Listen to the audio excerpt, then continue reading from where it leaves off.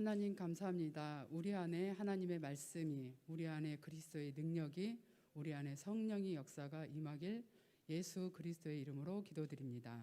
아멘. 오늘은 중지자 특강으로서 목회자에 관한 메시지를 잠깐 하려고 합니다. 제목은 보이지 않는 것들의 힘입니다. 성경 구절을 같이 한번 읽어볼게요. 고린도후서 4장 18절입니다. 같이 읽겠습니다. 우리가 주목하는 것은 보이는 것이 아니요 보이지 않는 것이니 보이는 것은 잠깐이요 보이지 않는 것은 영원함이라.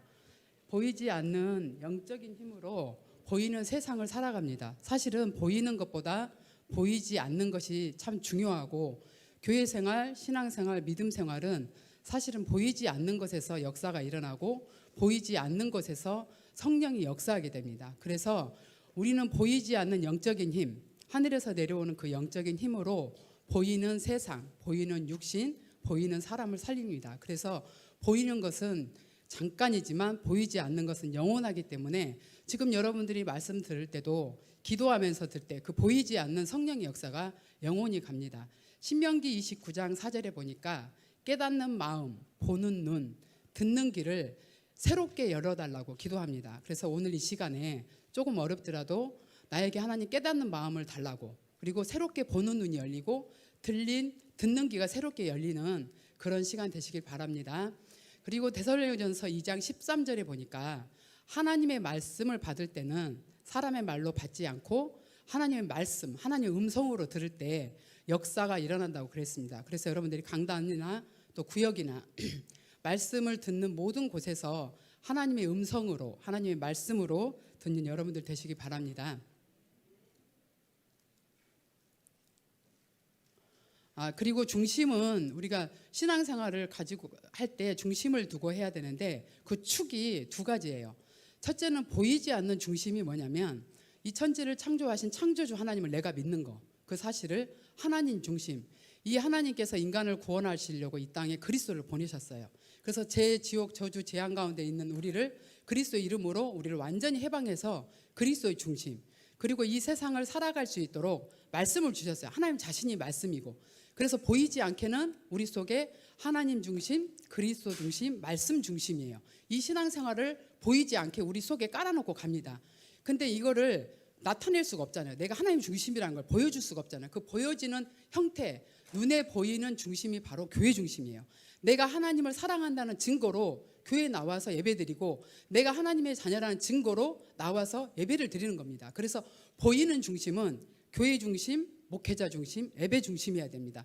이 두 가지 중심 축을 가지고 신앙생활을 하면 실패하지가 않아요. 그래서 여기서 예배 중심이란 말은 뭐냐면, 예배를 중심으로 교회를 오잖아요. 예배드리러 교회에 오기 때문에 교회 중심, 또 교회에서는 목사님이 계시잖아요. 그래서 목회자 중심, 말씀을 전하시는 말씀 중심, 강단 중심, 이렇게 렘넌트들이 어렸을 때부터 하나님 중심, 그리스도 중심, 말씀 중심, 또 보여지게는 교회 중심, 목회자 중심, 예배 중심, 강단 중심으로 살아갈 때 신앙생활이 흔들리지 않게 할 수가 있어요. 그래서 여러분들이 공예배가 자리 잡아줘야 돼요. 수요예배, 금요예배, 주일예배, 공예배가 한 1년, 2년, 3년 딱 안정이 되면 삶이 안정이 돼요. 그리고 습관, 체질이 되면 내 삶에 기쁨이 생겨요. 그래서 공예배를 중심으로 내 삶을 안정을 시켜야 돼요. 돈으로, 경제로 내 삶을 안정시키는 게 아니라 공예배를 통해서 어떤 시간, 어떤 상황이 와도 수요예배, 금요예배, 주일 예배를 드리면서 내 육신적인 삶을 영적인 것으로 안정을 시켜 나가는 겁니다. 그래서 왜 그러냐면 신명기 8장 3절에 보니까 사람이 떡으로만 사는 것이 아니라 여호와의 입에서 나오는 모든 말씀으로 살 것이라 성경에서 분명히 말하고 있고, 마태복음 4장 4절에 보니까 하나님의 입으로부터 나오는 모든 말씀으로 살 것이에요. 영적인 존재는 하나님 말씀을 받아야 되기 때문에 하나님의 말씀을 받는 예배 중심, 교회 중심이어야 됩니다. 그리고 갈라디아서, 왜 이게 중요하냐면 말씀을 전하시는 목사님이 계시잖아요. 그래서 갈라디아서 6장 6절에 보니까 가르침을 받는 자, 우리가 말씀을 받는 자잖아요. 말씀을 가르치는 자와 모든 좋은 것을 함께 하라 그랬어요. 말씀을 전하시는 목사님과 성도들은 관계가 가장 좋아야 됩니다. 여기서 관계가 좋다는 게 서로 차 마시고 만나고 이야기하고 전하고 뭘 상의드리고 이런 관계를 말하는 게 아니라 영적인 친밀감을 말해요. 강단에서 어떤 말씀이 나와도 내가 다 그것을 받아들일 수 있고 아무 꺼리낌이 없고 목사님을 위해서 기도하고 목사님 보면 좋고 목사님을 어떤 말씀이 들어도 나에게 하나님 말씀으로 들리는 그 관계를 말하고 있어요. 그래서 왜냐하면 말씀을 전하시는 목사님은 하나님의 주권 아래에 있어요. 하나님의 영역 속에 있어요. 우리가 감히 건드릴 수가 없어요. 세상의 지도자들은 누가 뽑아요? 사람이 투표해서 뽑잖아요. 하물며 이 대통령도 우리 손으로 뽑아요. 손으로. 그렇죠? 근데 주의 종, 목회자는 하나님이 직접 세우십니다. 하나님이 부르시고 콜링하시고 소명을 주셔서 하나님이 불러서 기름 부어 세운 종이 바로 주의 종이에요. 그래서 목회자에 대해서 쉽게 말하고 함부로 말하고 목회자를 상대로 불신앙하거나 또 목사님에 대해서 내가 하고 싶은 말을 마음대로 하면 절대 안 좋. 그거는 있을 수가 없고 하나님이 그걸 다 들으시고 기억하게 돼요. 그걸 성경을 통해서 제가 확인해 보겠습니다. 열왕기하 18장에 보니까 창세기 9장 18절에 보니까 방주에서 이제 홍수 사건이 다 끝나고 이제 방주에서 나왔어요. 근데 노아가 포도 농사를 지었어요. 포도 농사를 지어서 그 포도주를 먹고 술 취한 그 장면이 지금 나옵니다. 근데 노아의 아들이 셈과 함과 야벳 세 형제가 있었어요. 그랬는데 이제 9장 22절에 보니까 그 술 취한 그 아버지 하체를 보고 가나안의 아버지 함이 그의 아버지의 하체를 보고 밖으로 나가서 그의 두 형제에게 알렸어요. 알렸는데 23절에 보니까 셈과 야벳이 옷을 가져다가 잘 보세요. 자기들의 그 옷을 어깨에 메고 뒷걸음질 쳤어요. 어떻게? 아버지의 하체를 보지 않으려고, 아버지의 실수와 아버지의 잘못을 눈으로 보지 않으려고 그들의 아버지의 하체를 덮고 그의 얼굴을 돌이키고 그들의 아버지의 하체를 보지 않았어요. 근데 노아가 이제 술이 깨었어요. 술이 깨어서 그 사실을 들었어요. 들었는데 노아가 그렇게 자기 있는 함은 어떻게 말을 했냐면 함은 그냥 본 그대로 말했어요. 거짓말을 한 게 아니야. 누구한테 들은 것도 아니고 자기가 아빠를 보고 그대로 말했어요. 아빠가 지금 술 먹고 술 취해서 옷 다 벗고 있어 라고 밖으로 가서 이야기를 했어요. 근데 그걸 들었어요. 들은 셈과 야벳은 듣고도 다르게 행동을 했다는 거예요. 뒷걸음질 쳐서. 이거 뭐냐면 사람이 누구나 실수할 수 있어요. 잘못할 수 있어요. 부모가 실수할 수도 있고, 랩런트들 잘 들으세요. 부모가 나에게 안 맞을 수도 있고, 부모가 나에게 모델이 안 될 수도 있어요. 그럴 수도 있고, 특히 목회자도 우리가 보는 거하고 상식에 어긋난 행동을 할 수도 있어요. 근데 여기서 중요한 건 하나님이 노아를 보실 때 창세기 6장 8절 9절을 보니까 노아는 의인이다. 여호와께 은혜를 입은 자다. 당대의 완전한 자다. 그는 나와 동행하는 자다. 하나님이 보실 때는 노아를 이렇게 보고 있어요. 노아를 지도자로 봤어요. 그 홍수 사건을 통해서 이 방주 사건을 일으켜서 홍수를 이겨내게 했잖아요. 그렇게 보는 하나님이 보는 노아를 자식이 아빠를 비웃고 조롱하고 밖에 나가서 일했어. 그래서 이 함은 그때부터 셈의 종이 됐고 야벳의 종이 됐어요. 그거 말 한마디 했어요. 뭘요? 불신앙. 불신앙이 맞는 말이에요. 옳은 말이에요. 바른 말이에요. 바른 말 했잖아. 내가 봤어. 본 걸 이야기를 했어. 들은 것도 아니야. 본 걸 이야기했는데 저주예요. 노아에는 축복권이 있었어요. 그걸 몰랐어요.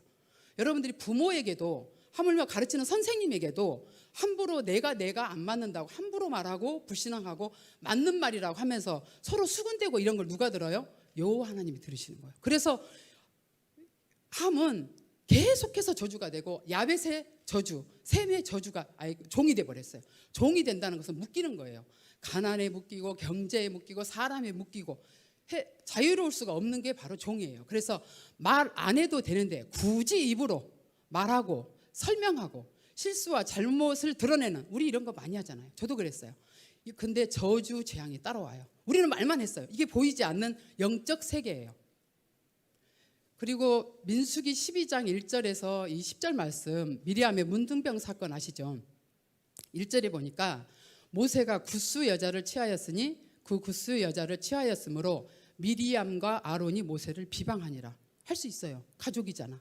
모세 네가 지도자인데 어떻게 이방 여자를 취할 수 있어? 시보라가 전처가 죽었어요. 죽고 어떻게 네가 그럴 수 있어? 이렇게 가족이니까 다 한마디 할 수 있어요. 근데 모세는 누구의 영역 속에 있어요?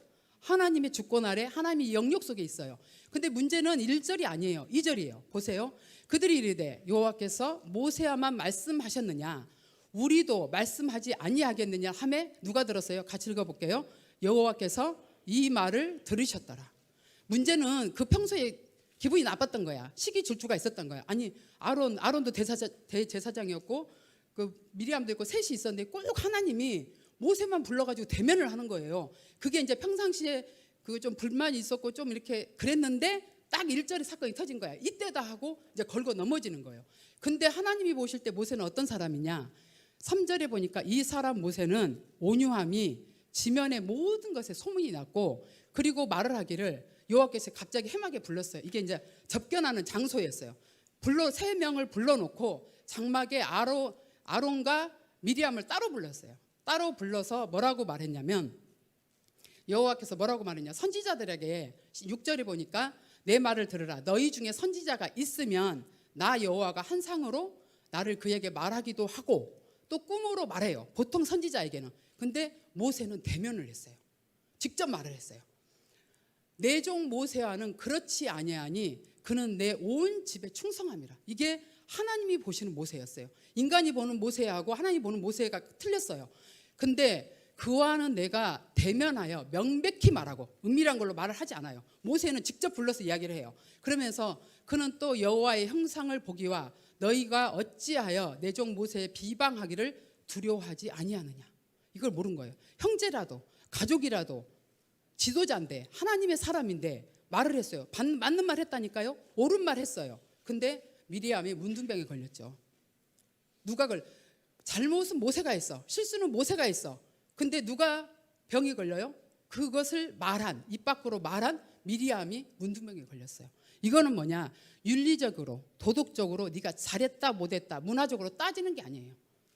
하나님의 주권 속에 있는 지도자를 말하고 있어요. 하나님의 주권 아래 있는 목회자를 말하고 있어요. 이거는 누구의 잘못을 따지고 묻는 문제가 아니에요.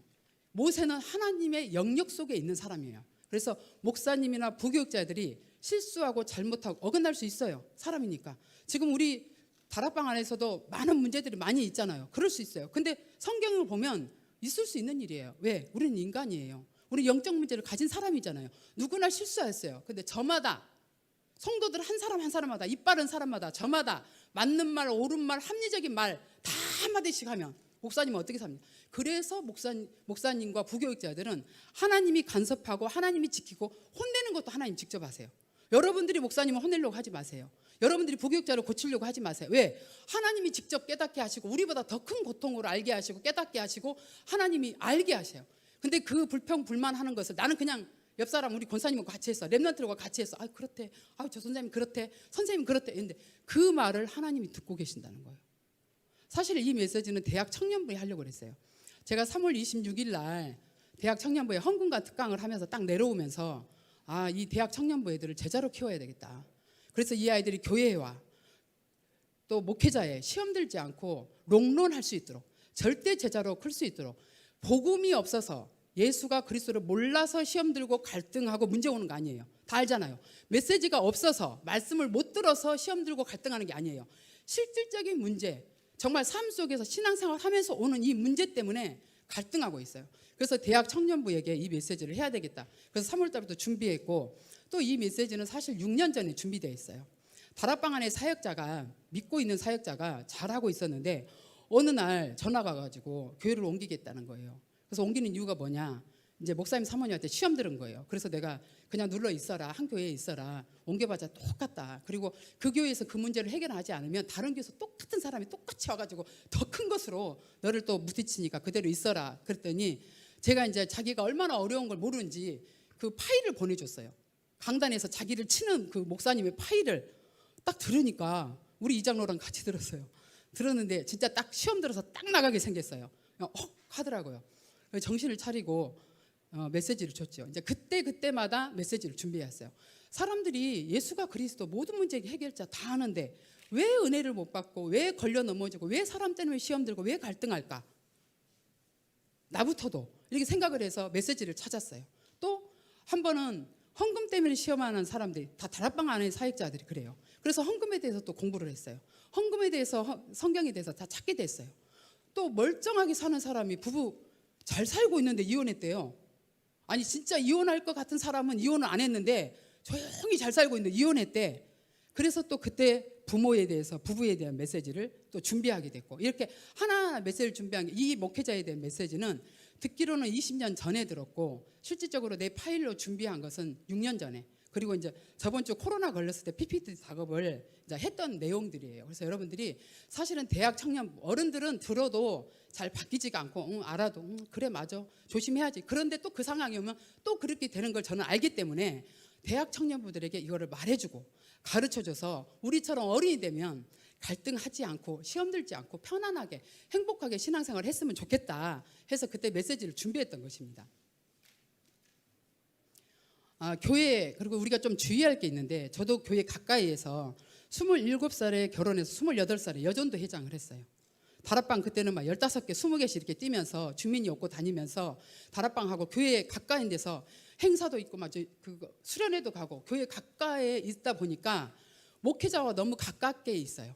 가깝게 있게 되고 알게 되고 보게 되고, 목사님은 그렇지 않은데 내가 보는 또 관점이 있잖아요.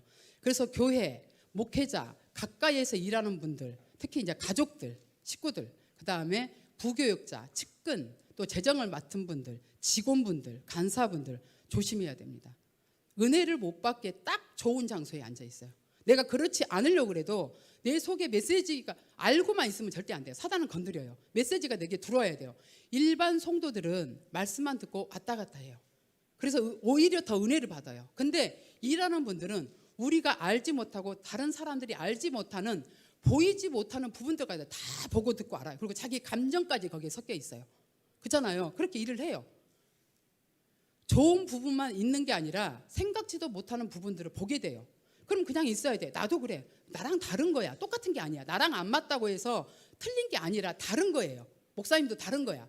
근데 이거를 조용히 입 다물고 그냥 있어야 돼. 나도 누가 나도 그렇게 볼 수 있잖아요. 근데 가까운 사람들에게 말을 하기 시작해요. 그렇다더라. 저렇다더라. 이렇게 말해요. 말 조심해야 되는데 이 말이 아까처럼 함처럼 또 미리암과 아론처럼 그렇게 말을 해요. 진짜 기도해야 돼요. 정말 은혜 받아야 돼요. 훈련 속으로 들어가야 되는데 이거는 안 하고 말이 더 빨리 나가요. 기도는 해도 빨리빨리 안 와. 카톡을 하면 톡 하면 답이 빨리빨리 오잖아요. 근데 기도를 하면 한참 후에는 답이 안 와. 하나님께 물어보고 하나님께 말해도 답이 안 와. 답답해. 사람들이 답답하니까 그 사이에 뭐예요? 전화하고 이야기하고 또 이 사람하고 했다, 저 사람하고 했다, 이렇게 하는 거예요. 이런 신앙생활을 자꾸 하다 보면 그때는 할 때는 몰라. 하고 나면 이 영적인 세계, 아까 들었죠? 영적 세계는 내 영을 파괴해요. 편안함이 없고요, 안정됨이 없고요, 기쁨이 없고, 그리고 이게 시간이 지나고 그거를 묻어놓고 해결을 해야 되는데 묻어놓고 나면 말씀이 안 들려. 말씀이 안 들려. 그리고 중요한 건 뭐냐면 우리가 나 냉장고도 바꾸고 싶어, 차도 아우디로 바꾸고 싶어, 돈 필요하다는 거잖아요. 근데 내가 입으로 자꾸 말한다는 것은 나는 강단의 은혜를 못 받아. 이 말은 절대 안 해. 입으로 안 해. 내가 은혜를 안 받는다는 말은 안 해. 안 받는 대신 불평불만을 말해. 이것 때문에 안 돼, 저것 때문에 안 돼, 우리 교육자 이것 때문에 안 돼, 저 사람 때문에 안 돼, 뭐 때문에 안 돼, 다 이야기를 해요. 왜요? 내가 은혜 안 받아. 진짜 속은 은혜를 안 받고 있는데 나 은혜 못 받아요, 은혜가 안 돼요, 이 말은 못하고 안 된다는 대신으로 불신앙을 하는 거예요. 그냥 내 말을 하는 거야. 근데 하나님이 들을 때는 그게 불신앙이라는 거죠. 그렇게. 그래서 말을 할 때는 몰랐어요. 말을 할 때는 몰라. 그냥 말하고 지나가. 근데 안 보이는 영적 세계가 있어요. 이 시간이 지날수록 은혜가 안 되고 자꾸 반복해서 말하게 되면서 소리도 없이 자기 자신 영적으로 죽어가고 있어요. 은혜가 안 돼.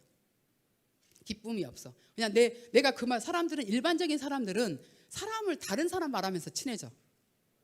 카페에서 차 마시면서 다른 사람 말하면서 관계를 맺으려고 해. 막 남편 이야기, 자식 이야기 잔뜩 해놓고 친해지고, 저 사람이 좀 나를 알면 친밀감을 느낀다고 생각을 해요. 착각이에요. 그렇게 일반적인 말도 하나님이 다 들으세요. 그래서 사람을 이기게 하려고 복음을 줬어요. 이 세상은 사단이 살아요. 이 세상의 CEO는 사단이에요. 그래서 이 흑암을 이기라고 복음을 줬는데 같이 놀아. 사람을 이기라고 줬는데 사람 때문에 시험 들어. 남편 때문에 시험 들어. 남편이 무슨 말하면 그 말에 딱 잡혀가지고 종이 돼가지고 기분 나빠가지고 두고 보자고, 늙어서 보자고 막 이러면서, 저도 그랬고, 정말로 사람을 이기는 것이 복음인데, 흑암을 알고 이기는 것이 복음인데, 복음은 저기 교회에다 갖다 놓고 집에서는 내 삶, 내 경험, 내 체질로 살고 있다고요. 그러니까 이게 안 되는 거예요. 근데 이런 것들을 자꾸 하잖아요. 나에게 큰 문제가 왔을 때 그냥 사건이 오는 게 아니라는 거예요. 이런 불신앙들이 소리도 없이, 절대 영적 세계는 안 보여요. 보이지 않는데 뭔가 지금 막 쌓이고 있어요. 쌓이고 있다가 어느 날 결정적인 순간에 문제가 와요. 근데 내가 그런 말을 듣고도 기도하고 있고 은혜 받고 훈련 속으로 들어가 말씀 듣고 있으면 하루, 이틀, 일주일, 한 달, 두 달, 1년 딱 지나고 나면 어느 순간에 어려울 때 믿음으로 딱 역사가 일어나게 돼 있어요. 이게 영적 세계예요. 이게 영적 비밀이에요. 이걸 알아야 돼요. 이 영적 세계를 모르면 다 죽어요. 신앙생활 겉으로 하는 거 아니에요. 분명히 말했어요. 예수가 그리스도 몰라서 시험 드는 거 아니에요. 삶에서 실질적으로 가정에서 사람들과 부딪히면서 일어나는 일들이에요. 이게. 자, 그 다음에 열왕기하 2장, 엘리사가 거기서 베델로 올라가니라. 여기 잘 보세요. 올라갈 때 베델로 올라갔어요. 제가 설명해 드릴게요. 베델로 올라갔는데, 이 베델은 처음에 야곱이 밤새도록 기도했던, 사닥다리가 왔다 갔다 했던 그 베델, 하나님의 집이었어요. 근데 여로보암 시대에 여로보암이 10지파를 끌고 나오면서 의지할 게 없어가지고 금송아지를 2개를 엄청나게 만들었어요. 그래서 하나는 단에다 딱 세우고 하나는 베델에다 세웠어요. 그 말은 무슨 말이냐? 이 베델은 우상 지역으로 바뀌어버렸어요. 그 하나님의 집으로 불렀던 그 베델이란 지역이 이 여로보암 시대에 우상 지역으로 타락해버렸어요. 그래서 사람들이 그 우상 지역으로 타락했고, 이 금신상이 그 성전 안에, 그 지역 안에 있다는 것은 뭐냐면 하나님의 권위가 땅에 떨어졌다는 거예요. 그럼 하나님의 권위가 땅에 떨어졌으면 선지자들이나 부교육자들 볼 때 사람들이 가짜않게 보는 거예요. 그런 지금 베델을 올라가고 있어요. 그가 길에서 올라갈 때, 이제 올라가고 있는데 작은 아이들이 성읍에서 나와 그를 조롱했어요. 뭐라고 조롱했어요? 이르시되 대머리에 올라가라, 대머리에 올라가라, 이렇게 말했어요. 그게 뭔 말이야? 아무것도 아닌데 엘리사가 저주를 했어요. 여호와 이름은 저주했더니 수풀에서 앙콤이 나와가지고 42명을 찢어 죽였어요. 엄청난 사건이 일어난 거예요. 이게 그냥 사건이 아니에요. 그래서 여기서 작은 아이들은 이렇게 어린아이, 사리 분별을 못한 어린아이를 말하는 게 아니라 청소년 이상의 뭔가를 알고, 봐봐요. 예를 들어서 우리 애은이가 나를, 권사님 너무 뚱뚱해, 이거는 의미를 갖고 하는 거야. 왜? 알아. 사리 분별을 해. 근데 여기 앉아있는 해나가 권사님 너무 뚱뚱한 것 같아요.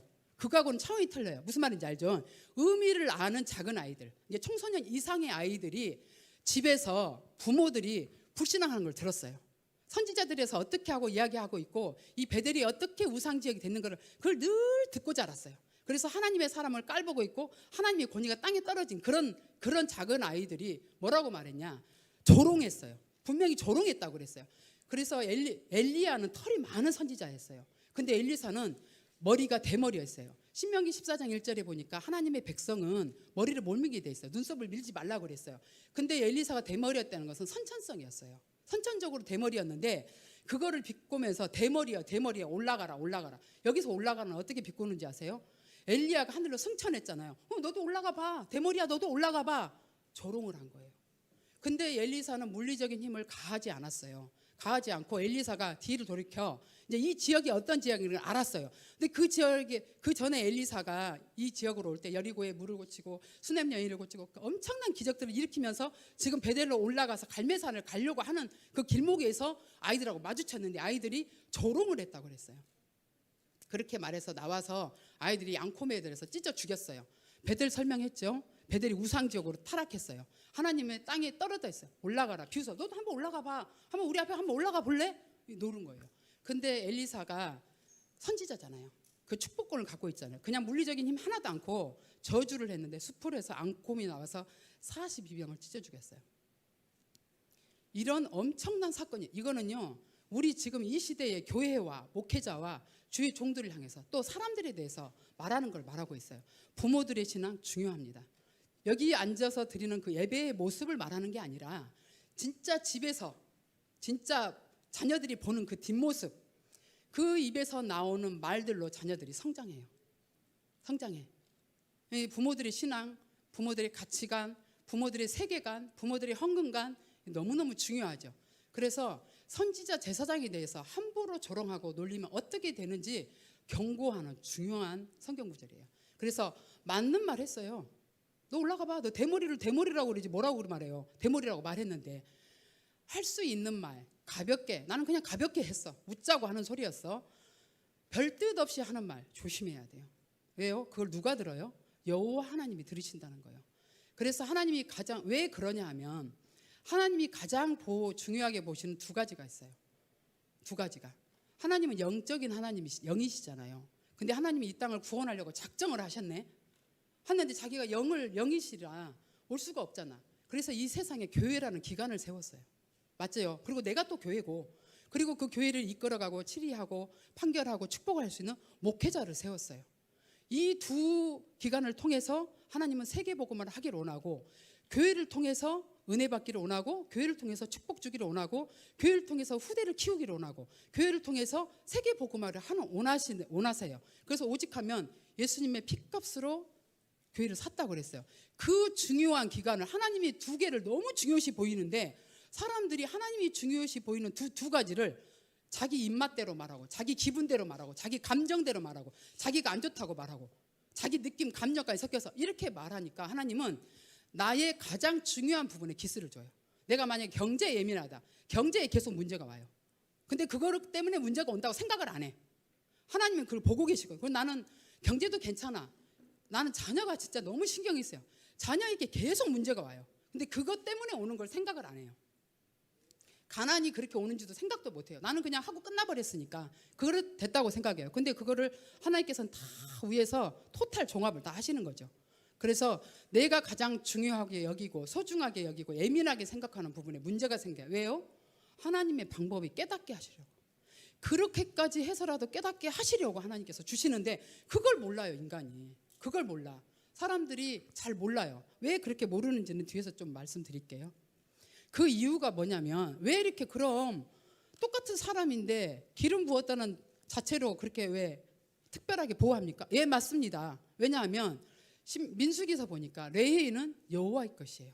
이스라엘 12지파가 있었잖아요. 12지파 있었는데 하나님 딱 보시니까 이 나라를 살려야 되겠어. 그래서 한 지파를 선택을 해서 이 지파가 세상에서 육신적으로 땅을 갈아서 열심히 일할 수 있도록 한 지파를 세워서, 한 지파는 영적인 일만 할 수 있도록 선택한 지파가 레위 지파예요.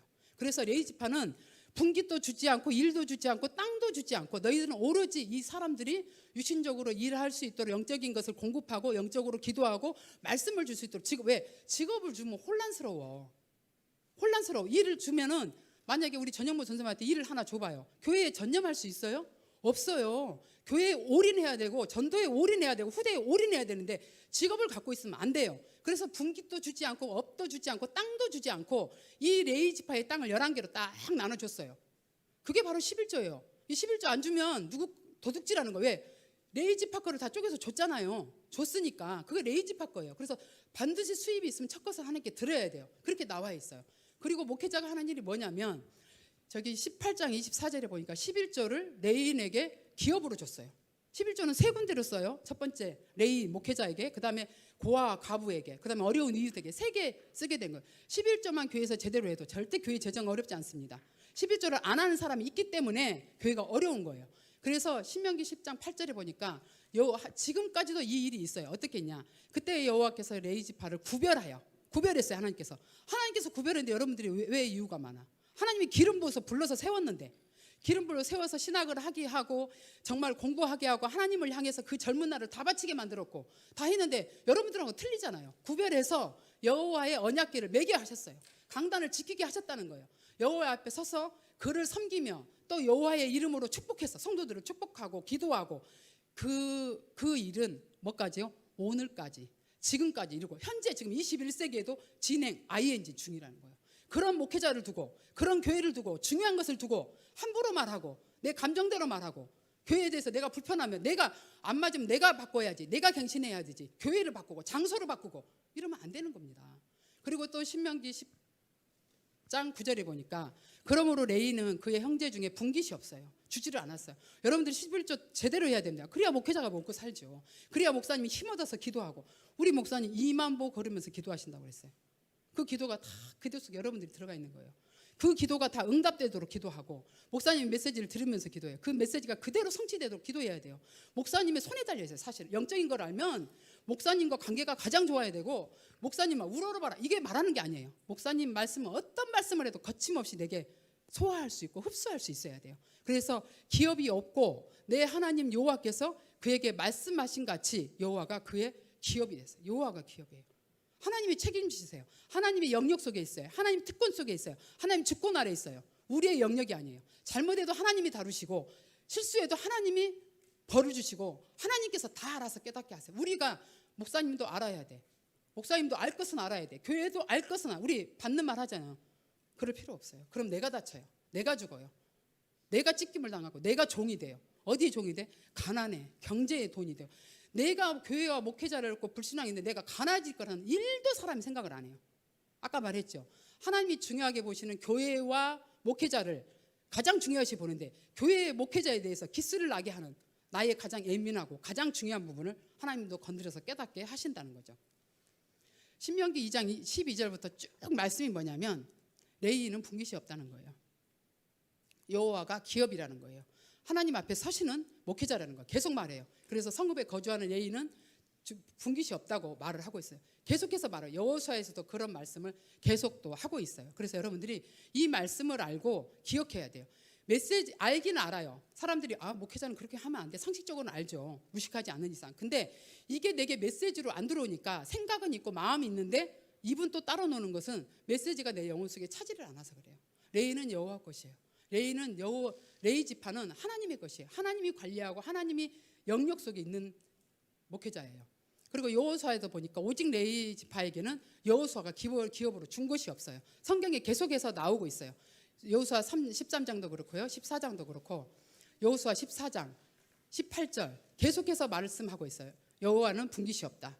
여호와는 목회자는 하나님의 것이다라고 계속해서 말을 하고 있어요. 근데 세상 사람들이 모르는 세상 방법과 다른 이게 영적인 구조예요. 학교 선생님과 대통령하고 또 틀려요. 대통령은 나라의 법을 따라서 세금 월급도 나가고 다 거기 매뉴얼이 있잖아요. 성경에 목회자에 대한 매뉴얼이 있어요. 그걸 알아야 돼요. 여러분들이 그걸 모르고 내가 뭔가를 하는 것처럼 그렇게 말하면 안 돼요. 성경에 분명하게 나와 있어요. 그래서 하나님에 대한 존중, 내가 하나님을 사랑한다. 나는 하나님을 너무 경외해. 나는 하나님이 중심이 내 중심이 있어. 이 하나님의 존중의 마음과 태도는 하나님의 말씀을 전하는 주의 종들을 존중하는 태도에서 나와요. 여러분들이 뭐 좀 가깝게 있다고 막 친구처럼, 어쩔 때는 아랫사람처럼 막 말하고, 내가 하나님을 대하는 태도예요. 그게 내가 말을 그렇게 함부로 해서는 안 돼요. 내가 하나님을 사랑하고 내가 하나님 중심이고 하나님이 창조주 하나님이고 전능자 하나님 것을 내가 내 마음속에 너무 귀중하게 고귀하게 갖고 있다면, 내가 섬기는 목사님, 주의 종들을 부족해도 실수해도 똑같은 사람이에요. 근데 신학을 하고 하나님 불렀다는 이유로 구별되어 있는 거예요. 특정되게 똑같은데 우리보다 더 못할 수도 있어요. 그런데 그 사람들을 대하는 태도에서 내가 하나님을 얼마나 사랑하는지, 내가 교회를 얼마나 사랑하고 말씀을 사랑하는지가 보여진다는 거예요. 사무엘상 24장에 보니까 자기 사람들에게 이르되 내가 손을 들어 여호와의 기름 부음을 받은 자를 내 줄을 치는 것은 여호와께서 금하신 거다. 딱 결론이 그거예요. 어떤 사건인지 알죠? 다윗이 사울을 죽일 수 있는 절호의 찬스가 왔어요. 계속 다윗이 쫓기고 있었어요. 쫓기고 있었는데 쫓겼다기보다는 그냥 피해 준 거죠. 피해 준 건데 이제 결정적으로 이제 사울을 죽일 수 있는 상황이 딱 왔어요. 근데 막 그 신하들이 죽이라고 그래요. 왕이요, 지금 사울을 죽일 수 있는 절호의 기회입니다. 죽이라고 딱 말할 때 다윗의 신앙 고백 좀 보세요. 뭐라고 말했냐? 자기 사람들에게, 그 부하들에게 말하기를, 내가 손을 들어 여호와의 기름 부음 받은 내 줄을 치는 것은 여호와께서 금하시는 것이니 그는 여호와의 기름 부음 받은 자가 됨이니라. 이거 한 가지 이유 때문이에요. 목사님이 잘나서, 목사님이 높은 자리에 있어서 뭐 있어서 그게 아니라 여호와께 기름 부음을 받았기 때문에, 그 한 가지 이유만으로 우리는 순종해야 되고, 그 한 가지 이유만으로도 말씀을 받는 우리들은 함께 해야 돼요. 기름 부은 종이라는 거예요. 하물며 다윗도 사울을 죽여도 뭐라고 하지 않았을 거예요. 근데 다윗의 중심에 여호와께 기름 부은 자를 내가 어찌 손대리요. 이런 신앙. 여러분들 특히 렘넌트들 진짜 어렸을 때부터 불신앙하지 마세요. 내가 맡고 있는 내 전도사님, 부목사님, 그 가르치는 교육자들에 대해서 가장 많이 기도하고 가장 많이 은혜를 끼치고 가장 많이 돕고 이래야 돼요. 그래야 여러분들이 살아요. 안 그러면 여러분들 다칩니다. 아까 봤죠? 성경 새 구절을 통해서. 그리고 10절에 보니까 내 주를 해야지, 이제 이거는 사울에게 말하는 거예요. 사울에게 들으라고. 내가 당신을 죽일 수 있었는데 내 주를 해야지 아니하려니 그는 여호와의 기름 부음을 받은 자이기 때문이라. 이유가 없어요. 우리도 이유가 없어야 돼. 혹시나 내가 서운한 게 있어요. 섭섭한 거 있어요. 사람에게 기대하지 마세요. 사람은요, 기대의 대상이 아니에요. 사람을 자꾸 기대하니까 서운하고 섭섭한 거예요. 하나님을 바라보세요. 목사님도 사람이에요. 목사님 의지하지. 목사님 나를 뭘 해줄 거 기대하지 마세요. 기도하세요. 하나님을 바라보고 하나님을 의지하셔야 돼요. 여호와 하나님은 목사님에게 기름을 부었어요. 그래서 기름 부은 자, 이 한마디만 기억하세요. 오늘 기름 부은 자이기 때문에 우리가 함부로 말해서 불신앙해서 맞는 말이다, 옳은 말이다, 꼭 해야 될 말이다 하면서 골라가면서 하지 마세요. 민수기 14장 27절에 왜 그러냐면 이유를 말할게요. 불신앙하지 말아야 돼요. 같이 읽어볼게요. 시작. 나를 원망하는 이 악한 회중에게 내가 어느 때까지 참으랴. 이스라엘 자손이 나를 향하여 원망하는 바 그 원망하는 말을 내가 들었노라. 민수기 14장 27절에 나와 있어요. 이스라엘이 이제 출애굽에서 나왔어요. 너무 이제 강야에서 힘들어. 그러니까 막 죽겠다는 거예요. 차라리 나 애굽에 돌아가서 노예 생활하면서 고깃국물 먹겠다. 나 그 자리에서 죽겠다. 막 이렇게 하면서 원망불평을 했어요. 그거를 이제 모세에게 했어. 근데 그거를 나를 향하여 원망하는 바, 그 원망한 말 누가 들어요? 하나님이 들으세요. 그리고 이거 너무 중요해요. 우리가 사람에게 한다고 생각했어요. 권사님만 꼭 알아. 나 권사님한테만 이야기할게. 비밀이야. 딱 말을 해요. 그 비밀은 절대 지켜지지 않아. 돌고 돌아서 말하는 사람에게 그 상대까지 딱 들어가게 돼 있어요. 시간 문제지.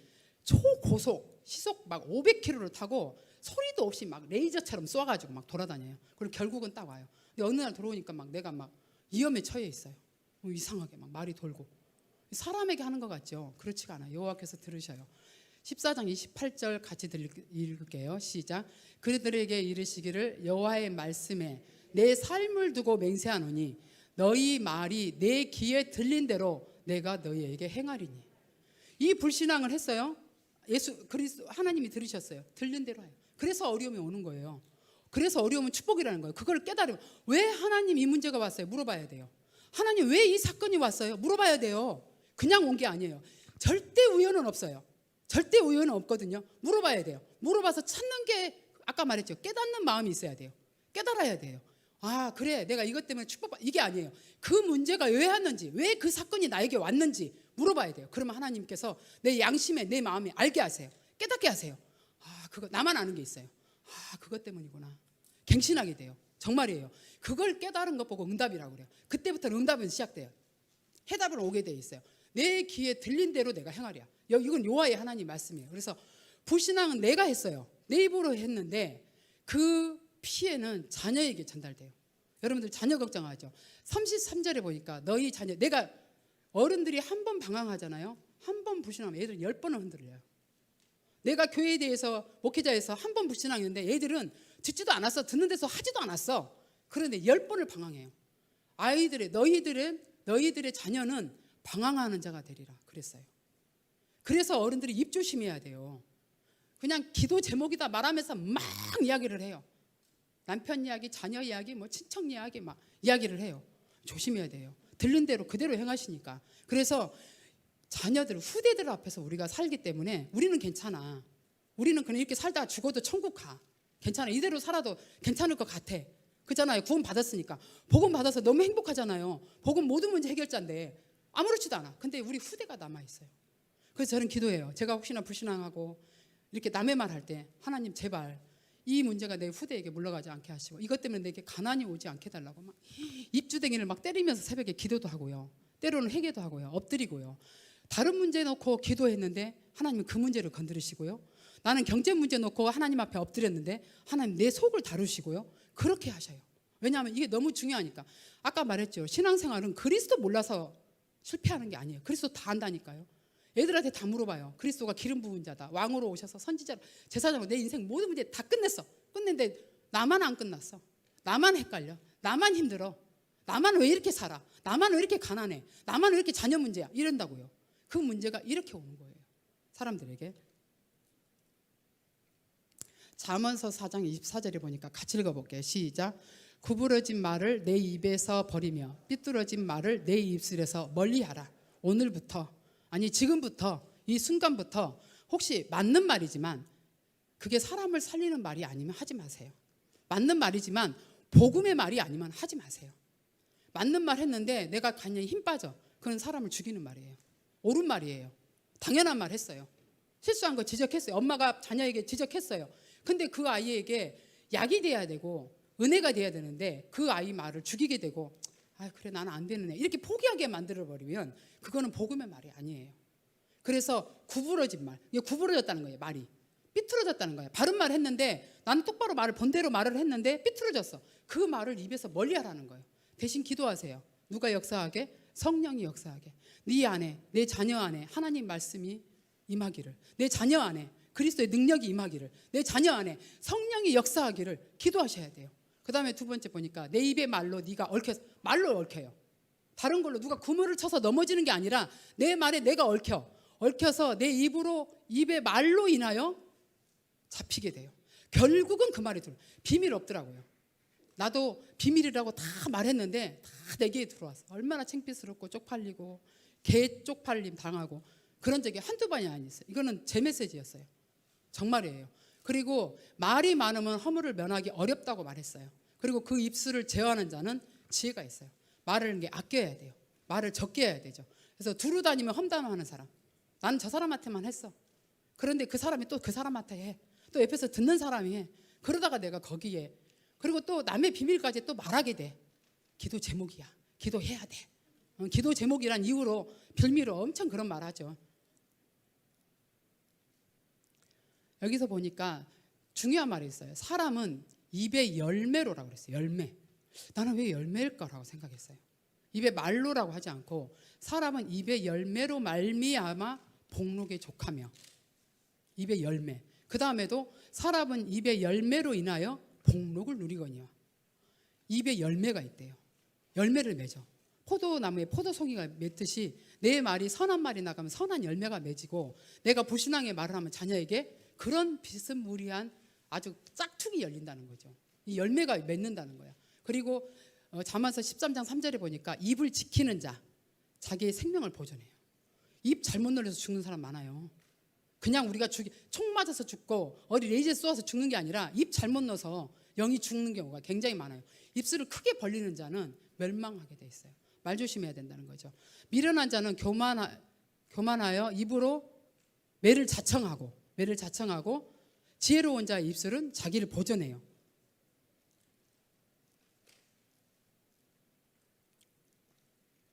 남의 말하기를 좋아하는 자의 말은 별식과 같아서 뱃속 깊은 데서 들어가요.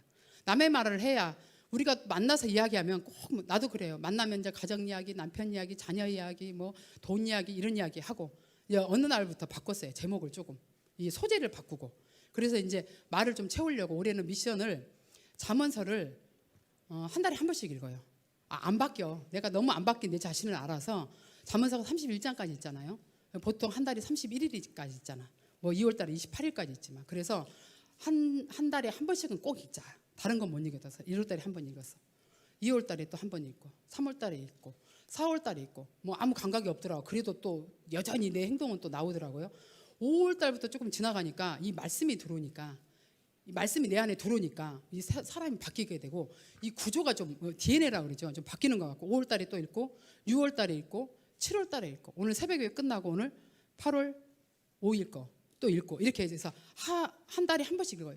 12번 읽으면 조금이라도 좀 바뀔까 봐 바뀔 그 기대하면서 왜 말씀이 들어오니까 바뀌더라. 이거 생각이 들었어요. 그리고 또 사람은 입에서 나오는 열매로 말미암아 계속해서 성경에서 말하고 있죠. 그리고 18장 2절에 보니까 죽고 사는 것이 어디에 달렸다고요? 혀의 힘에 달렸어요. 이 말 센 사람 있어요. 칼로 하나도 찔리지 않았는데 말을 갖고 너무 말이 아파. 그냥 자식들이 들을 때 엄마가 그냥 말했어. 그냥 던지지도 않았는데 막 너무 막 아파. 그럴 때 있어요. 내가 또 말한 말에 남편이 말이 상처받을 수 있고, 상처가 남편이 하는 말에 내가 상처받아가지고 밀지도 않았는데 일어서지도 못해. 막 힘들어가지고 자녀들이 막 방황하는 걸 보면 막 부모들이 일어서지를 못해. 힘들어서. 다 그런 이유가 있어요. 그리고 입과 혀를 지키는 자는 자기의 영혼을 환난에서 보존해서, 혹시 어려움이 있어도 내가 입과 말을 지키고 있으면 하나님께서 그 속에서 건져준다는, 뭘 해서 건져주는 게 아니라 내 입만 잘 지키고 내가 복음의 말하고 그리스도의 생각하고 진짜 사람을 살리는 말 할 때, 그리고 사람은 그 입의 대답으로 말미암아 기쁨을 얻어요. 때에 맞는 말, 적당한 말 있잖아요. 유머 코드도 꼭 엉뚱하게 말해서 4차원으로 말해서 안 웃긴데 혼자 막 그 꼰대 아재 개그 하는 사람 있잖아요. 그 코드가 맞아야 유머도 재밌고 수준이 높잖아요. 때에 맞는 말, 때에 맞는 말씀. 그리고 뭐라고 말하냐면 의인의 마음은 대답할 말을 깊이 생각한다고 그랬어요. 깊이 기도하는 사람은 이 말을 내가 해도 될까? 이번 강단의 목사님 뭐라 해요? 10번 생각하라 그래. 10번도 안 생각해. 한 번도 생각 안 하고 바로 나와버려. 기분 나쁘니까 감정대로 막 바로 나와버려. 듣는 대로 보는 대로 필터가 없어. 막 갖다 쏘는 거예요. 그러지 말라는 거예요. 생각하라고. 이건 말을 할까 말까. 그리고 기도해 보세요. 그리고 저는 그 8대2 애들 키우면서 그랬어요. 잔소리를 8번 옛날에는 했어요. 2번 기도하고. 근데 지금은 2번 말하고 8번 기도하려고 그래요. 8대2. 제가 그렇게 자꾸 바꿔요. 자꾸 이제 9대1로 바꾸고 10대 빵으로 바꾸고서 그냥 오직 기도만 하자. 자꾸 바꾸려고 해요. 바꿔야 돼요. 그리고 마음의 경영은 사람에게 있어도 말의 응답은 누구한테 있어요? 여호와께. 그래서 말 조심해야 되는 거예요. 말의 응답이 하나님께 있으니까.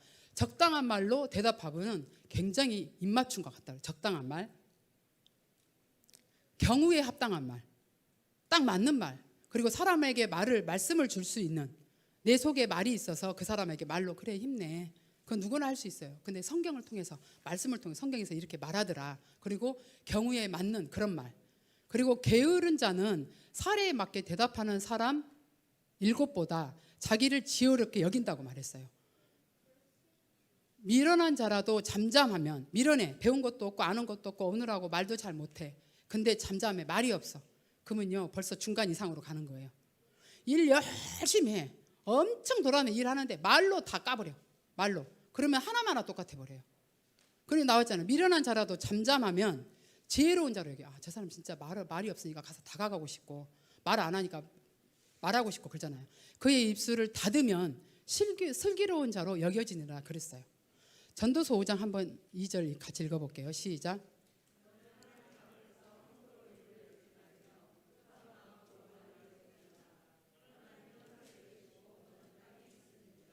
그런즉 마땅히 말을 적게 할 것이라. 자, 너는 우리에게 말해요. 너는 하나님 앞에서, 하나님 보고 계시니까, 하나님 살아계시니까 하나님 앞에서 함부로 말하지, 입을 열지 말라는 거예요. 그리고 급한 말, 생각도 하지 않고 10번 생각을 하니까 한 번도 생각 안 하고 5번도 생각 안 하고 급한 마음으로 말을 내지 마라. 왜? 이유가 있어요. 하나님은 하늘에 계셔요. 그리고 너는 어디에 있어요? 땅에 있어. 땅에 누가 살아요? 세상에 누가 있어요? 사단이 존재하잖아요. 이게 비밀이에요. 사단이 다 듣고 하늘에선 하나님이 듣고 너는 땅에 있어요. 땅은 아까 말했죠. 세상의 CEO는 사단이에요. 사단이 우리를 그만두지 않아요. 그런즉 그렇게 있으니 이게 영적 세계니까 마땅히 말을 적게 하라. 이렇게 말하는 거예요. 베드로전서 3장 10절에 보니까 그러므로 생명을 사랑하고 좋은 날 보기를 원하라. 내 자녀들이 좋은 날에 오기를. 내 자녀들이. 그리고 그런 날이 오나기를 바라거들랑 혀를 금하여 악한 말을 그치라. 혀에서 나오는 말을 그치고 그 입술로 자기를 말하지 말고. 요한복음 8장 44절에 보니까 제 것으로 말해요. 내 것은 거짓이에요. 하나님 말씀만 진리거든요. 여러분들 좋은 날, 내 인생의 노후에 좋은 날 보려거든 성경에 나와 있어요. 혀를 금하여서 악한 말을 그치라. 그 입술로 거짓말을 하지 말라고 말하고 있고, 베드로서 3장 11절에 보니까 악에서 떠나 선을 행하고 화평을 구하라, 그것을 따르라 이렇게 말했어요. 그리고 베드로 3장 12절에 보니까 주의 눈은 동시에 다 봐요. 의인과 악인을, 의인을 향하시고 그의 귀는 의인의 강구에, 그의 얼굴은 악행하는 자들을 대하시느라. 동시에 다 봐, 동시다발적으로. 여기 있어서 못 보고, 내가 우리 집에 있어서 내가 하는 행동을 하나님 못 보고 교회에서만 오는 행동을 보고, 그게 아니라 동시다발적으로 시공간을 초월해서 다 본다는 거예요. 그래서 앞으로 좋은 날 보려거든 악한 혀를, 입을 금하고 악한 말을 그치라는 거예요. 구부러진 말, 삐뚤어진 말 하지 말라는 거예요.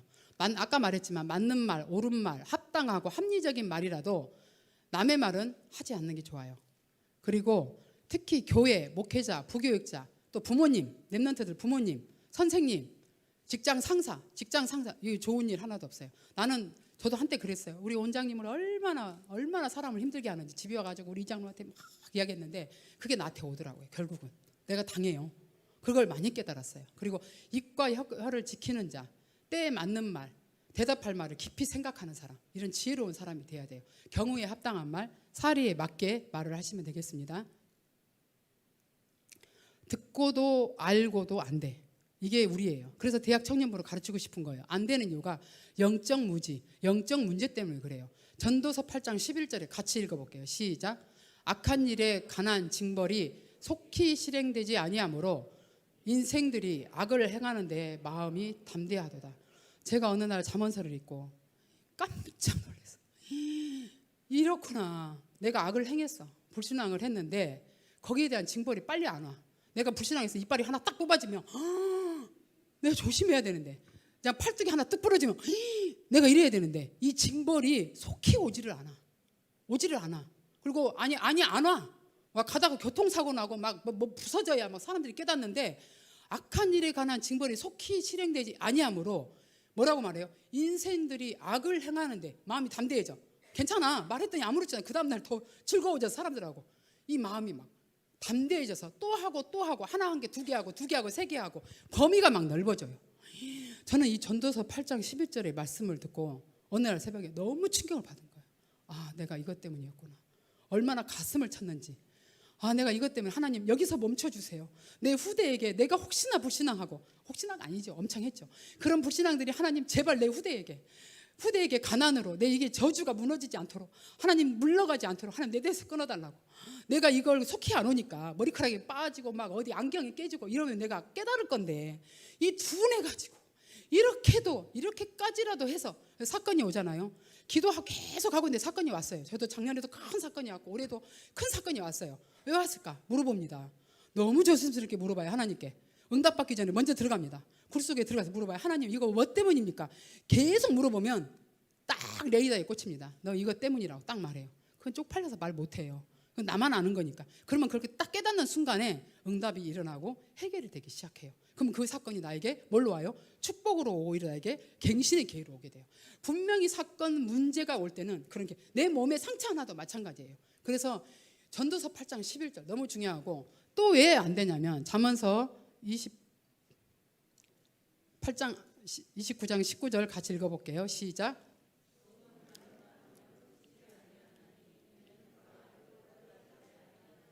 종은 노예 근성이 있어. 포로 속국 근성이 있어가지고 말로만 하면 안 돼. 이렇게 말하면 돼요? 고쳐져요? 안 고쳐져요. 성경에서 이미 다 말했어. 말로 해 안 듣잖아. 다 말해. 목사님 매주 강단에서 말하는데 안 고치잖아. 말로만 하면 고치지 아니하나니 이는 그가 알고도, 이게 창세기 3장이야. 그래서 하나님께 엎드려야 돼요. 그래서 기도해야 돼요. 알고도 따르지 아니함이라 그랬어요. 여러분들 강단 중심이어야 돼요. 목회자 중심이어야 돼요. 우리 교회가 최고의 교회라고 결정을 내려야 돼요. 내가 최고의 목사님과 신앙생활을 하고 있다고 믿어야 돼요. 내가 어느 순간에 가정에 평화가 왔냐면 딱 잡았어요. 나는 최고의 목사님을 만났다. 최고의 교회를 만났다. 왜? 복음만 말하잖아. 좀 부족하면 어때? 하나님이 세우셨는데 나는 안 부족해? 최고의 교회를 만나. 난 또 결정했어요. 난 최고의 남편을 만났다 그랬어요. 속으로는 그럴 수도 있어요. 근데 나는 최고의 남편을 만났다. 난 최고의 가정, 최고의 자녀를 만나.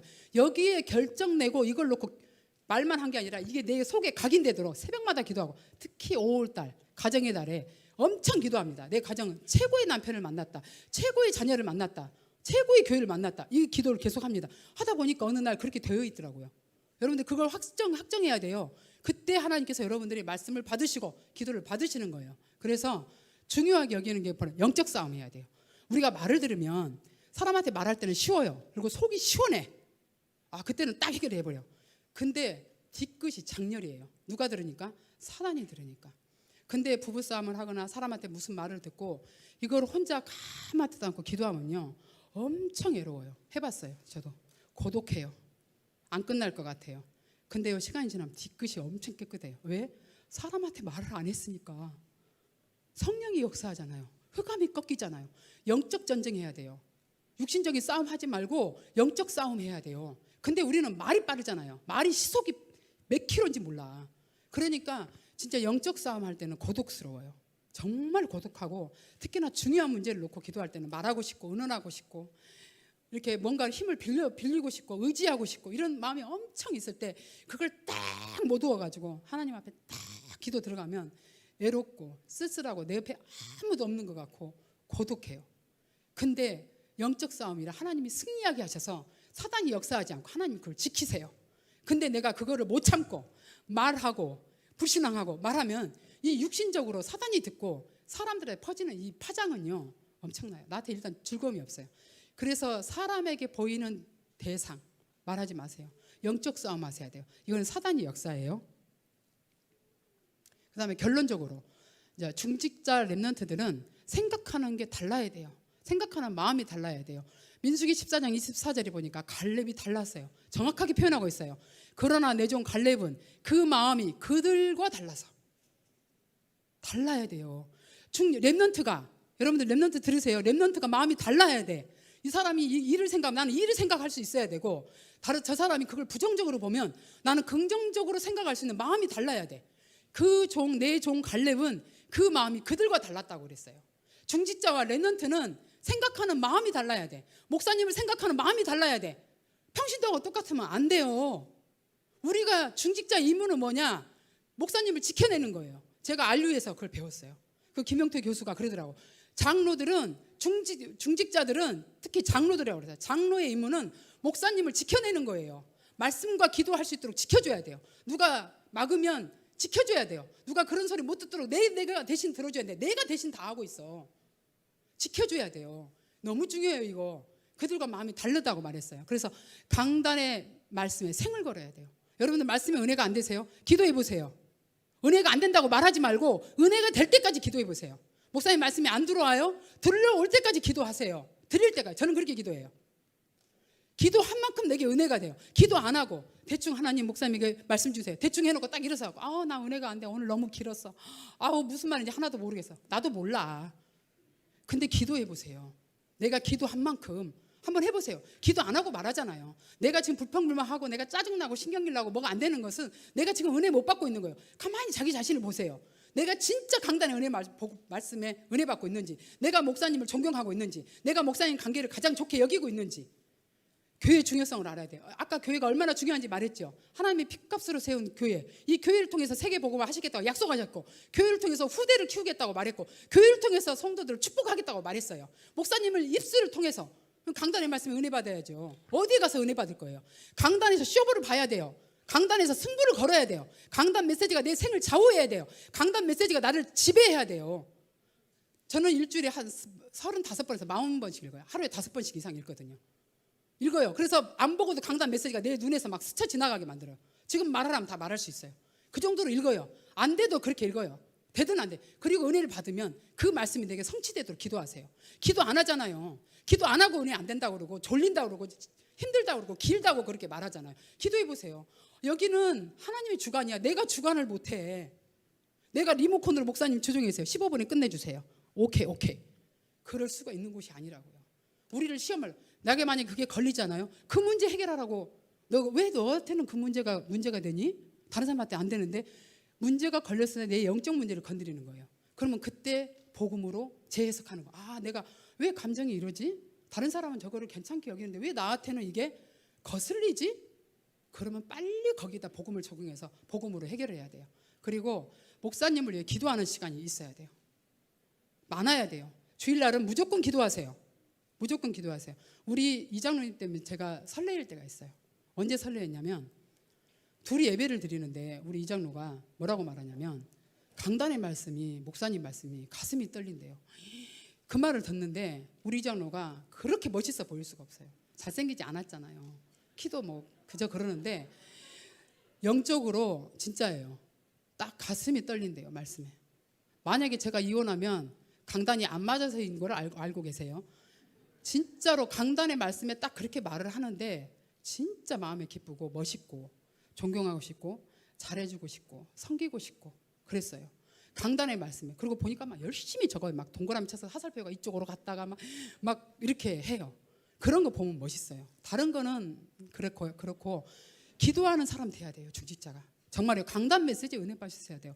여러분들 포럼할 때 우리 구역의 전은미 권사님이 강단 메시지가 엄청 은혜가 된대요. 광고 놓고 기도해요. 메시지를 막 입시 공부하는 사람처럼 해요. 강단 메시지 따라가요. 수요예배 금요예배 드려요. 자녀들이 안정돼요. 현우가 구루터기 공부방에서 애들과 성장해요. 이렇게 되더라고. 강단 메시지에 은혜 받는 사람, 목사님 말씀에 은혜 받고 목사님과 방향 맞추는 사람은 축복받게 됐고 안정되게 됐고 삶이 기쁨이 오게 돼 있어요. 그리고 사람을 세우고 살리는 사람이 돼야 돼요. 목회자는 3가지 특권이 있잖아요. 성도들을 축복해요. 그래서 목사님 안에 아까 엘리사가 저주한 거 봤죠. 엘리사가 물리적인 힘을 가하지 않았어요. 여호와 이름으로 저주했더니 숲풀에서 앙콤이 나와서 42명을 찢어주겠죠. 물리적인 힘을 구하지 않았는데 축복권이 있고, 진짜 모세가 손들고 기도할 때 전쟁에서 이기고 모세가 손이 내려갈 때 전쟁에서 지는 기도의 힘이 있어요. 목사님 기도 속에 들어가야 돼요. 저는 기도합니다. 목사님 중심의 기도에 우리 자녀들이 들어갈 수 있도록 기도합니다. 그리고 목사님이 예배하고 기도할 때 저는 이 말씀을 믿습니다. 사무엘상 7장 9절 10절에 보니까 목사님이 단에서 예배드리고 기도할 때 전쟁이 멈추고 응답이 오고 모든 문제가 다 해결돼요. 목사님을 놓고 기도해야 돼요. 그래서 너무 중요하고, 이제 하지 말아야 될 게 뭐냐, 자기 소견대로 하지 말아야 돼요. 자기 소견은 내 중심이에요. 내가 옳은 것 같지? 아니에요. 내 육신 중심이고 본능 중심이에요. 신명기 12장 8절에 보니까 우리가 오늘 여기에서는, 우리가 듣기 전에는 각기 소견대로 했어요. 근데 너희가 거기에서는 이제 그렇게 하지 마세요. 내 중심 아닙니다. 하나님 중심. 내 소견대로, 내 경험대로, 내가 들은 대로 말하지 마세요. 그리고 사사기 1장 25절, 사사기 시대는 왕이 없었던 시기라서 선지자를 좀 보내주세요 하면 막 은혜 받고, 또 선지자가 떠나면 또 죄를 짓고, 그런 시대가 반복되는 시대였어요. 그때 말하냐, 그때는 이스라엘에 왕이 없었어. 왕이 없었으니까 사람이 각기 자기 속으로 옳은 대로 했어. 근데 우리 주인이 그리스도잖아. 우리 교회 주인이 목사님이잖아. 하나님이시잖아. 주인이 계시니까 이제 내 소견대로 하지 말라는 거예요. 그 다음에 어떻게 하냐면, 저는 이 말씀을 좋아합니다. 룻기서 보아스와 기업 물을 자, 이 사건 아시죠? 그 사건이 있을 때 시오미 나오미가 말을 합니다. 뭐라고 말했냐, 이 사건이 어떻게 될지 알기까지 앉아있으라. 문제가 딱 왔어. 갈등이 왔어. 뭔 말을 들었어. 바로 하는 게 아니라 이 사건이 어떻게 될지 알기까지 뭐라고요? 앉아서 기도해라. 자, 저는 이 말씀, 그리고 그 13절에 보니까 이 밤에 여기서 머무르라. 지금 보아스가 기업 물을 자로 이제 그 룻과 결혼하게 되는 그런 아주 궁금한 상황에 지금 놓여 있는 상황인데, 아침까지 누워 있을지니라. 기다리라는 거예요. 기도하라는 거예요. 그리고 창세기 25장, 제가 가장 어려울 때 쓰는 성경 구절인데 뭐라고 말하냐, 이럴 경우에는 내가 어찌할꼬 하고 가서 여호와께 물어봤어요. 물어보세요. 하나님 살아 계시잖아요. 하나님 지금 나와 계시잖아요.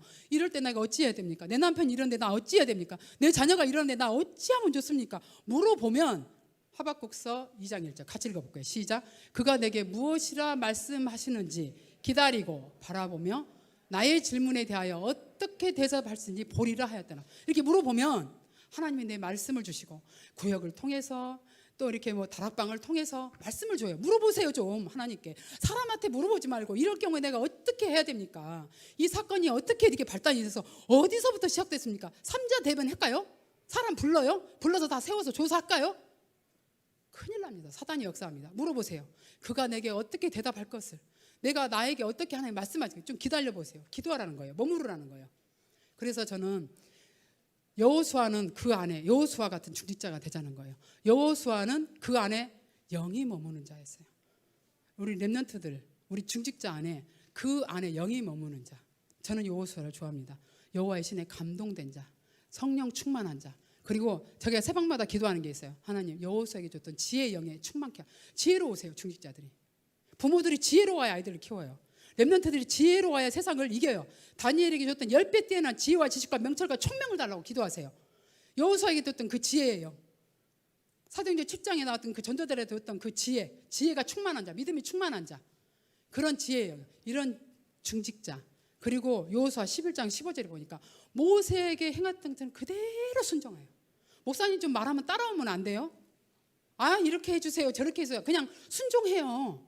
여호수아는 별게 한 게 없어요. 여호수아가 한 그대로 모든 것을 하나도 행하지 아니한 것이 없었더라 그랬어요. 하나도 순종하는 사람이 돼야 돼요. 그냥 내 말, 내 경험을 앞세우지 말고. 그리고 여호수아 24장 15절에 결정을 내립니다. 오늘 결정하세요. 너희가 섬겼잖아. 오늘 택하라. 오늘 오직 나와 내 집은 여호와를 섬기겠노라. 나 오늘부터 하나님 앞에서 강단 중심, 목회자 중심, 말씀 중심으로 내 자녀들과 함께 가겠다. 가난해도 좋다. 나 아무것도 없어도 좋다. 돈 없어도 좋다. 나 오늘부터 최고의 교회, 최고의 목사님을 모시고 나는 오늘부터 신앙생활을 할 것이다. 딱 하나님을, 이게 여호와를 섬기는 거예요. 내가 하나님 바라보는데 하나님 앞에 어디 가서 중심이 어딘데요? 교회잖아요. 교회에 와서 여호와를 섬기겠노라. 그리고 여호수아 23장 31절에 보니까 40날 동안 뭐를 섬겼다? 여호와를 섬겼더라 그랬어요. 그래서 중직자는 교회 살려야 됩니다. 특히 렘넌트들 교회 살려야 됩니다. 교회 살려야 내가 삽니다. 교회를 살리는 사람 하나님 축복하십니다. 교회를 중요시 여기는 사람, 교회 행사 프로그램 중요시 여기세요. 말씀을 듣는데 오는데 교회 행사는 자기 놀러 갈 거 다 바빠. 교회 행사는 그래 너네 해 이러지 말고 교회의 모든 것에 순종할 수 있는 사람, 그런 렘넌트 중직자들 되시길 바라겠습니다. 이 시간 기도하겠습니다. 함께 두 가지만 놓고 기도할게요. 먼저 회개합니다. 하나님, 우리가 알게 모르게 말로 입으로 실수하고 잘못하고 죄지었던 거 용서해 주옵소서. 가슴에 손을 놓고 혹시나 더 나아가서 이것 때문에 내 후대가, 내 자녀들이 방황하지 않도록 하나님 용서해 달라고 이 시간 주여 부르면서 같이 기도합니다. 주여, 이 시간 성령으로 역사하여 주시옵소서. 오늘 말씀을 통하여서 믿음의 말, 복음의 말, 정말로 살리는 말, 사람을 세우는 말 할 수 있도록 인도하시고, 우리들의 입에서 불신앙을 떠나가게 하시고 흑암이 떠나가게 하시고 영적 싸움에 승리할 수 있도록 주님께서 은혜를 베풀어 주시옵소서. 우리 렘넌트들과 중직자들이 교회 중심, 강단 중심, 말씀 중심으로 신앙생활에 승리하게 하여 주옵소서. 내 경험, 내 소견대로 하지 않게 하여 주시고 내 경험대로 하지 않도록 주님께서 은혜를 베풀어 주시고, 하나님 정말로 내가 사람을 살리는 말 할 수 있도록 주님께서 은혜를 베풀어 주시고 인도하여 주옵소서. 감사하고 예수 그리스도의 이름으로 기도드립니다. 아멘. 두 번째는 목사님과 교회를 놓고 기도합니다. 진짜 하나님, 내가 얼마나 목사님을 위해서 기도했는지 여러분도 가슴에 손을 놓고 생각해 보세요. 내가 정말로 목사님을 놓고 생을 걸고 기도해 본 적이 있는지, 내가 정말 교회를 놓고 기도해 본 적이 있는지, 내가 정말 목사님의 오른팔이 되어서 기도하고 나 때문에, 나 기도 때문에 목사님이 힘을 얻는지, 여러분들 정말로 목사님 중심, 강단 중심이 되겠다고 결심하면서 이 시간 같이 기도합니다. 전능하신 주님 감사합니다. 하나님, 우리 한가지 목사님에게 성령의 충만함을 주시옵시고 갑절의 영감을 주시고 영혼과 영역을 1천만 배나 되어주시고 말씀의 깊이를 주시고 말씀의 능력을 주시고 한 주간 내내 기도하면서 준비하는 말씀, 강단에 서실 때 강단의 말씀이 치유의 말씀이 되게 하시고 이 말씀이 우리를 살리게 해주시고 이 말씀이 우리를 살릴 수 있도록 주께서 인도하시며 우리 반석교회 이 지역을 살리고 학교를 살리고 세계를 살리고 민족을 살리는 교회가 될 수 있도록 렘넌트들이 일어나 교회를 살리게 하시고 중직자들이 일어나 교회를 살리게 하여 주시옵소서. 우리 교회 불신앙이 무너지게 하여 주시옵소서. 목사님을 살려내는 중직자가 되게 하옵소서. 목사님을 지키는 중직자가 될 수 있도록 주님 성령으로 이 시간 역사하여 주시옵소서. 우리 교회를 지켜 주시옵소서. 우리 반석교회가 부흥될 수 있도록 주님 인도하여 주시옵소서. 감사하고 예수 그리스도의 이름으로 기도드립니다. 마지막으로 WRC와 부교육자들, 렘넌트들 놓고 기도합니다. BRS와 구루터기 공부방을 놓고 우리 기도하고 마치겠습니다. 전능하신 주님 은혜를 감사합니다. 정말로 WRC 마지막 날입니다. 마지막까지 끝까지 하나님 참여해서 기도하게 하시고 24 기도 속에서 진짜 교회 중심으로, 목회자 중심, 부교육자 중심으로 신앙생활할 수 있도록 주께서 인도하시며 대형아 유치, 유초등부, 중고등부, 대학 청년 모든 렘넌트들에게 힘을 얻게 해주시고 BRS와 구루터기 공부방을 통하여서 렘넌트들이 교회에 설 수 있도록 주님께서 인도하시고 우리 중직자들이 렘넌트를 위해서 기도할 수 있도록 주님께서 은혜를 베풀어 주옵소서. 성령으로 함께 하시고 성령 충만하게 하여 주옵소서. 감사하고 주 예수 그리스도의 이름으로 기도드립니다. 아멘. 감사합니다.